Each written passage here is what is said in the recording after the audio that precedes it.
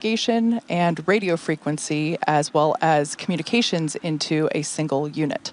And non-structural versions of the ship's catch fittings have been installed to test thermal performance, i.e. do they survive re-entry, along with smooth and tapered edge on the tile line to address hot spots we covered and saw in Flight 6. And we've got some radar sensors on the tower catch arms again, as we're just looking at different ways to measure distance between the arms and a vehicle. These ones are actually protected by kind of a modified version of our heat shield tiles. Catching the ship's going to be a little different from catching the booster. One of the key things is it's going to do that flip right before its landing burn that rapidly reorients your antennas, which you're using for navigation. So those extra sensors on the ground side help just add more layers of control as ship and tower talk together for the catch. And in another first, Starship will deploy 4 Starlink simulators. They are similar in size to our next generation Starlink satellites. Starship will have the ability to deploy our advanced V3 Starlink satellites, which will help further Starlink's impact in the coming years as we work to expand access to high-speed internet all around the world. Each Starlink V3 launch is planned to add about 60 terabits per second of capacity to the Starlink network. To give you some perspective, that's about 20 times the capacity we're adding right now with every V2 mini launch on a Falcon 9. Those Starlink simulators that we're going to deploy are on the same suborbital trajectory as Starship itself. They're expected to demise upon entry. Starship's trajectory looks super similar to our last couple of flights. Splashdown is targeted for the Indian Ocean. And then on top of all of that, again, we are planning to relight one Raptor engine while in space. That just helps us get data on the in-space burns and show Starship is capable of deorbiting. Speaking of deorbiting, thanks to Starlink, one of the hallmarks of these Starship missions are the incredible views that we get throughout flight, and especially during reentry, as evidenced by many a phone and desktop background around here. Yeah. Every day, we're working to expand the Starlink network both on Earth and in space. For how this all connects us to the big mission, let's head back to Chris. Thanks, Kate. Personally, I love all those epic views of the plasma wrapping around Starship during re-entry. Can't wait to see that later today. And fans of Starship may know that Starlink enables us to bring you lots of unprecedented views, both from space and here on Earth. Starlink is the world's largest satellite constellation operating in low Earth orbit today to deliver high-speed, low-latency broadband internet and connectivity, specifically for missions like Starship today. And as you can see on your screen, Starlink brings us many other views because of its capabilities. In addition to the dozens of cameras on Starship itself, we have mobile camera kits with Starlink deployed in the Indian Ocean, which is what you're seeing some footage of right now on your screen from a previous mission. You'll notice the Starlink mini dish in the foreground here as Starship lands in the background. Just what an image that captured from an earlier flight. Now, Starlink also connects our aerial and cinematography units on the ground at Starbase, which will help us deliver the incredible drone shots leading up to launch today. And here on your screen, you can actually see us moving the flaps, preparing Starship for flight, making sure all of the aero surfaces that need to move during flight can do so in the way that we need them to.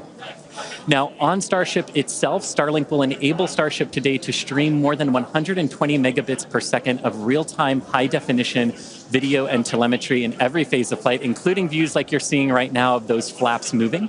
This not only helps provide those views, but it also helps give our engineers an incredible amount of data to help us rapidly and iterate across all parts of the system as we move through our development program. And all of the streaming data today will definitely be put to good use with the more than 30 cameras on the vehicle for flight. But providing epic views is sort of a side quest for Starlink. Its main job is obviously to provide internet access for people around the world, many of whom who have never had connectivity before. Now, today, Starlink serves more than 125 countries, territories, and other markets with over 5 million active customers and counting. And there are just so many inspiring ways that people are using Starlink all around the world and in space. And hopefully today, in a few minutes, everyone will get to see more inspiration about what our future in space looks like. And Dan and Kate, how are we looking for Starship's flight today? Thanks, Chris. We are looking forward to those views as well. In fact, we're getting ready to launch Starship in just over 8 minutes.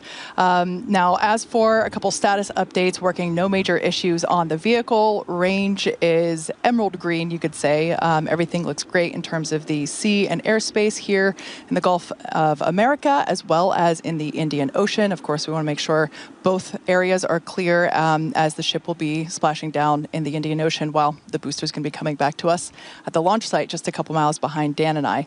Weather, you could call it a silver lining that we had to delay from Monday because holy moly, visibility is 1,000 times better today and it's going to make for some really great views. Now leading up to today, we did stack the vehicle later last night. Flight controllers reported to their consoles earlier today. The site was cleared and the range team was deployed. That's right. And a lot of checkouts have happened just throughout the day, aligning our guidance, navigation, control, getting all the tanks ready for prop load, which has about 4 minutes left to go. You can see us almost topping out on ship, getting ready to top out on booster. And then it also includes getting all the ground support systems checked out, ready to go. Chopsticks were demated, did their wiggle test in advance of their upcoming catch opportunity. So as I just said, prop load's ongoing. We've got a little over about 4 minutes left until, or about 4 minutes. What's 7 minus 4? 4 minutes until we get to closeouts on ship and on booster. We did just hear that the range did pull again green. So we're not tracking any issues right now. Bottom line, things are looking great for launch at the top of our window at 5:30 p.m. Central Time. Yeah, very exciting. Now, once again, we are attempting to catch the booster at the launch tower. If that happens today, it will be the third ever booster catch. This is an aspect that I really enjoy, and it's how the vehicle announces that it is back. It lets you know. Oh, yeah. This comes in an audible sonic boom in the area around the return location, which occur when the booster slows down from traveling at supersonic speeds. Similar sonic booms were heard during the return and landing of NASA's space shuttle. Yes, sonic booms are unique to vehicles returning from space. They're kind of a hallmark of reusable systems like our Falcon 9 rocket and Falcon Heavy. General impact to those in the surrounding area is that brief thunder-like noise. I've been fortunate enough to be here for all of them so far. They definitely let you know the vehicle's coming. Here's a little bit about what it's like to experience it.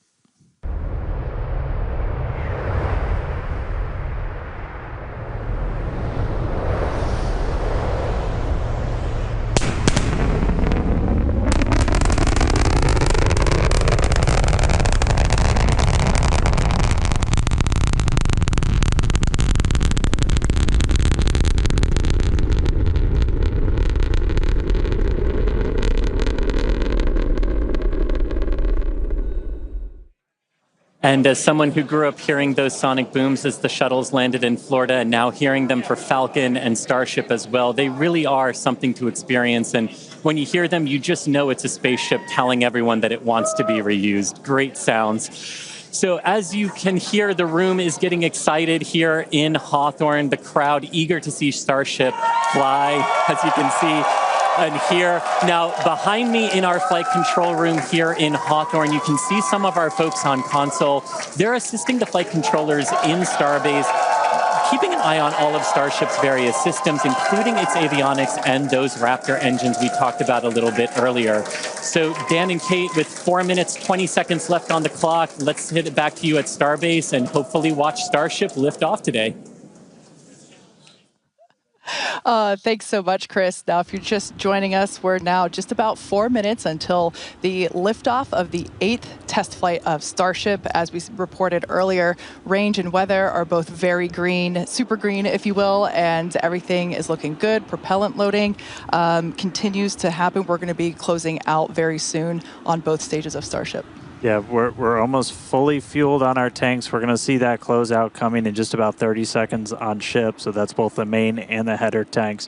And then about 30 seconds later on booster. Once prop load is complete, we got just shy of 1 million pounds of liquid propellant. That's liquid oxygen, liquid methane onto both vehicles. All of our ground systems will do what's called pushbacks. They'll clear all those feed lines. We're not continuously replenishing the propellant on board Starship or Super Heavy. That's why we essentially have several minutes where we can hang out at that T-minus 40 hold point before we start to run into issues with temperatures or just those LOX levels, or that LOX level on the booster is one of the main things that we watch. So we're also going to do a couple of final checkouts. We'll do one final one of the thrust vector control, the TVCs on the booster. We'll see them hopefully do a little bit of a wiggle test. The first one comes at about 1:40 before launch, and then the last one comes right as we pass that T-minus 40 gate.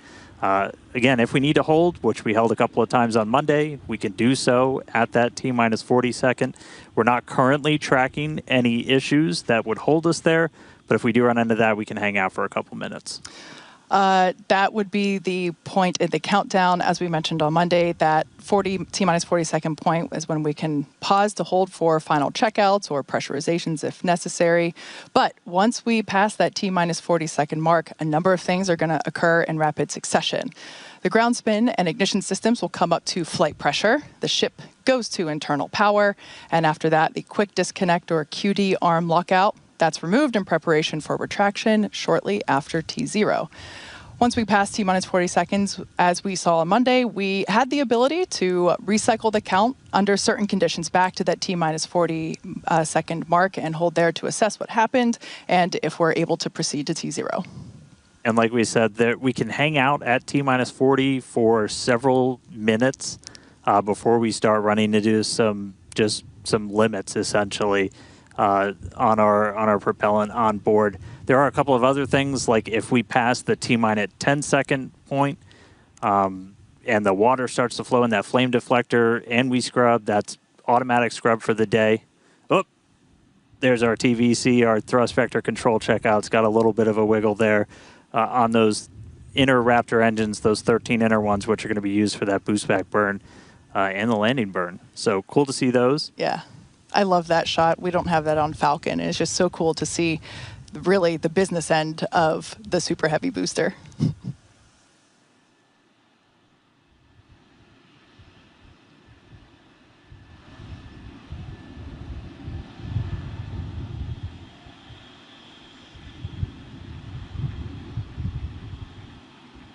Ten seconds away from that T-minus 40 hold. We'll see.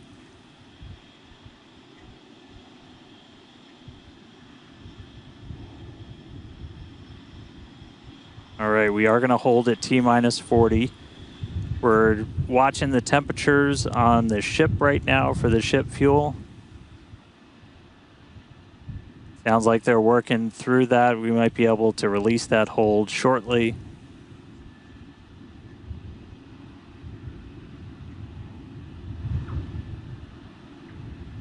All right, sounds like we're going to be able to reset those holds, not tracking any other holds. And clock is rolling. And the clock is rolling once again. We're now T-minus 30 seconds till the liftoff of the 8th flight of Starship. Our flight director, Joe Schleicher, today is go for launch. Let's listen in as he takes us through the final seconds of the count.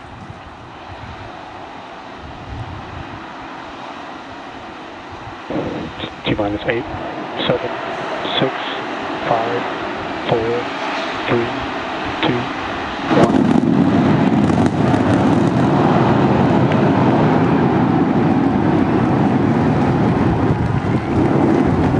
We got the phone.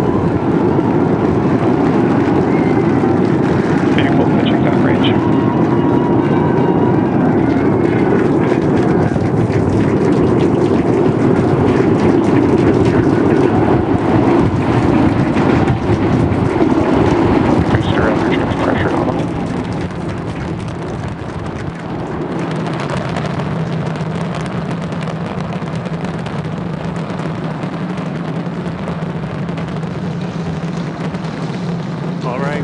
A little over 40 seconds into the flight. We are seeing 33 out of 33 Raptor engines ignited.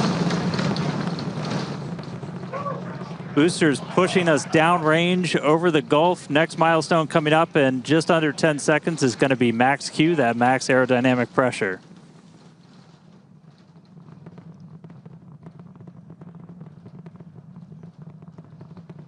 Max Q.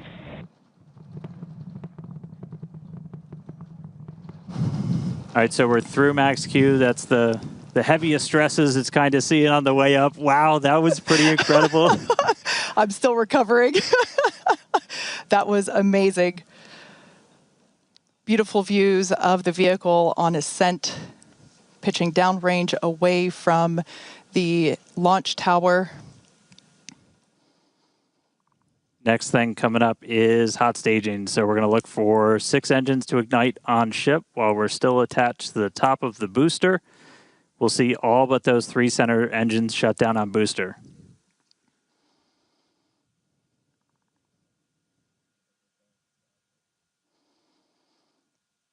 We're hearing the initial call that we are go for booster catch back here at the launch tower.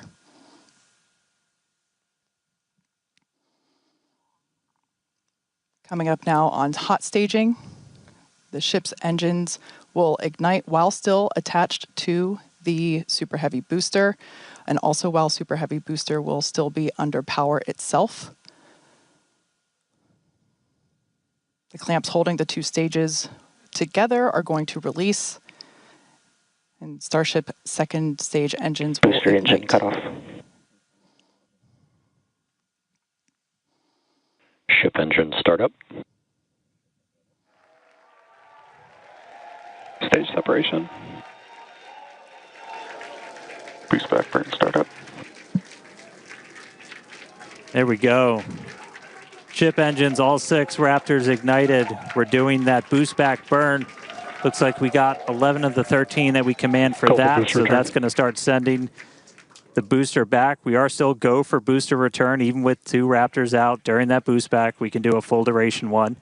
But chamber push is nominal. looks like we got a ship, 6 engines heading into space, and then we got a booster hopefully on our way back to Starbase. How's everything going in Hawthorne, Chris? Everything is looking good. The crowd eagerly followed that ascent and now watching the booster coming back. So as you can see on the left-hand side of your screen here, that is ship continuing. And that's a great view of ship continuing on its way to space. They're looking, that's inside the camera, inside the aft skirt, looking at the Raptor vacuum and the sea-level engines, the sea-level ones there in the center of your screen under our T-plus clock. You can see our boost back burn. We're down to 3 engines on the boost back burn. And you can see ship on the right-hand side of that telemetry with 6 engines lit, continuing its ascent to orbit, already over 100 kilometers in altitude. The booster 87 kilometers in altitude and continuing its trek right now back to the landing site and catch site. There's a shutdown.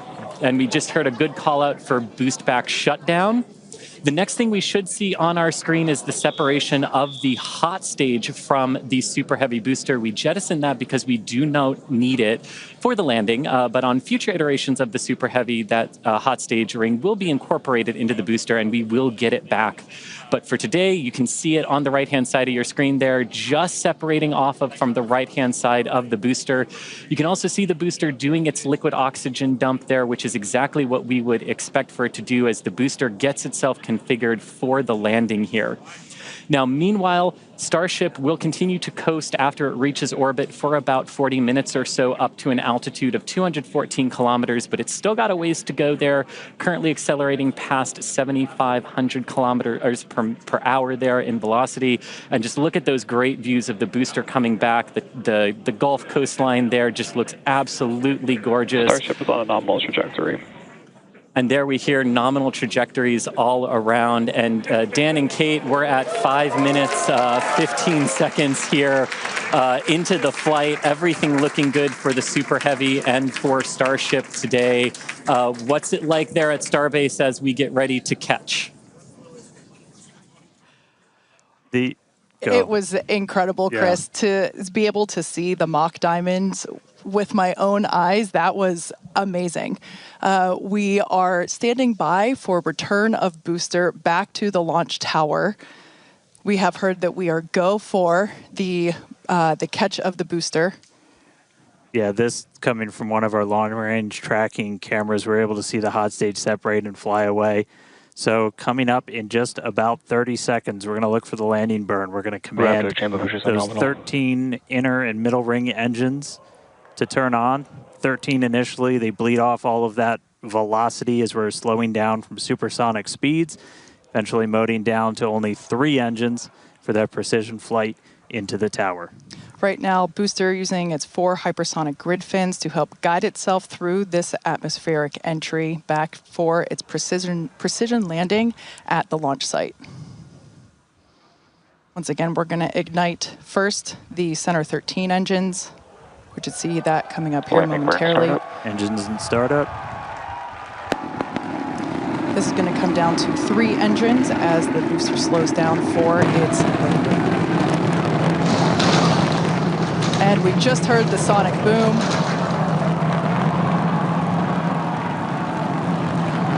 What an incredible sight to see the super heavy booster gliding down into the chopstick arms once again.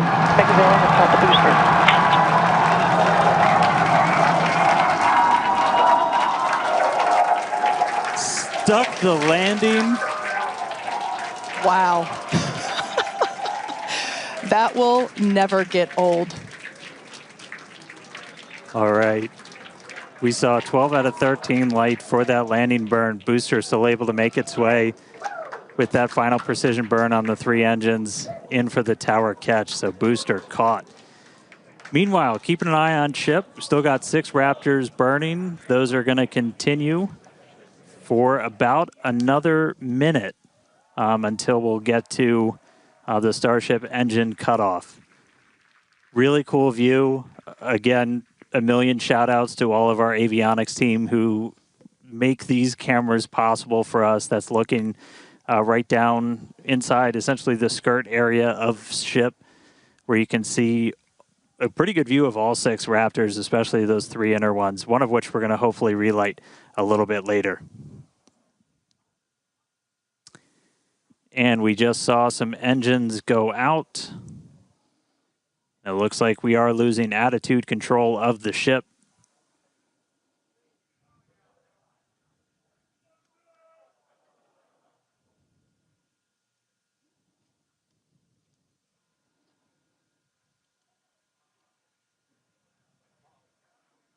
Ship FTS is saved.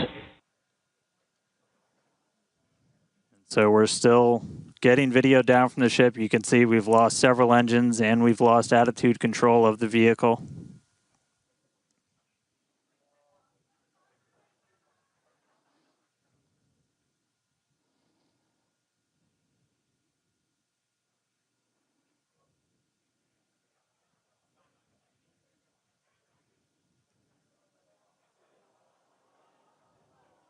So we'll continue to stick with it.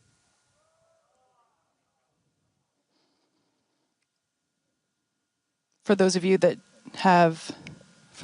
just recently joined us, we had a successful liftoff of the 8th test flight of Starship, followed by a successful stage separation. We saw the booster, actually, you can see it just behind us here. The booster had a successful catch back at the tower.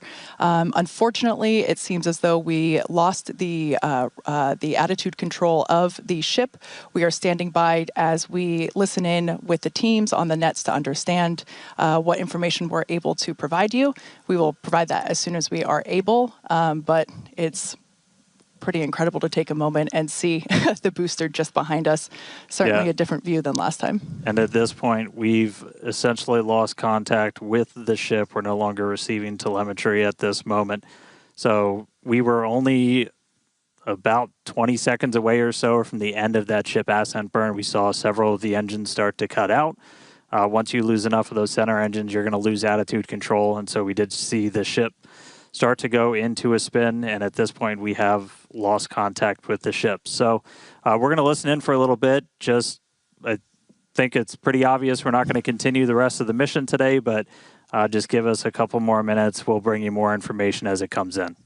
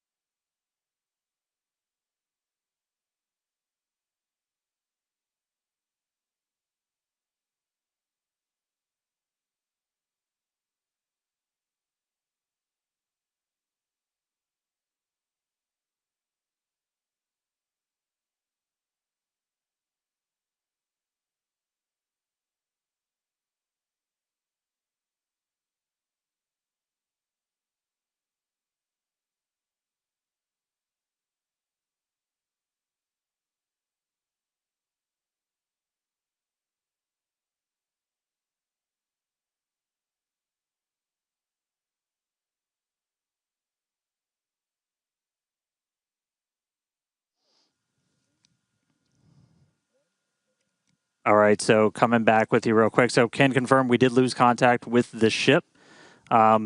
Unfortunately, this happened last time too, so we've got some practice at this now. We've got a lot of measures in place, like debris response areas where we coordinate very closely with air traffic control. We have a lot of measures put before we ever launch a rocket to make sure that we're keeping the public safe. Those worked last time, and they're actively in work right now. So just to recap real quick, everything we saw, we lifted off right at the top of our window, essentially at 5:30 p.m. Central Time. Booster was able to get us all the way up into space, made its way back here. It's sitting on the tower right behind us, our third ever catch. Starship ignited all 6 of its Raptor engines. It was just about 20 or 30 seconds away. We'll get exact times from the end of its ascent burn when we started to see some engines go out on ship. Eventually lost attitude control and then lost contact with the ship shortly after. So obviously a lot to go through, a lot to dig through. We're going to go right at it. The primary reason we do these flight tests is to learn. We have some more to learn about this vehicle, but we're going to be right back here in the not too distant future, and we're going to get a ship to space. Yeah, you're absolutely right. We fly to learn, and we're learning a lot. And as is the case with developmental programs such as the Starship program, progress isn't always linear. So at this point, we're going to close out our webcast for the day. But before we do, we'd like to give a shout out to our viewers, of course, as well as our partners, both here in Cameron County and around the world. Now, once we know more about the mission today, we'll provide you with updates on SpaceX.com as well as at SpaceX on X. As always, thanks for watching, and we'll see you next time.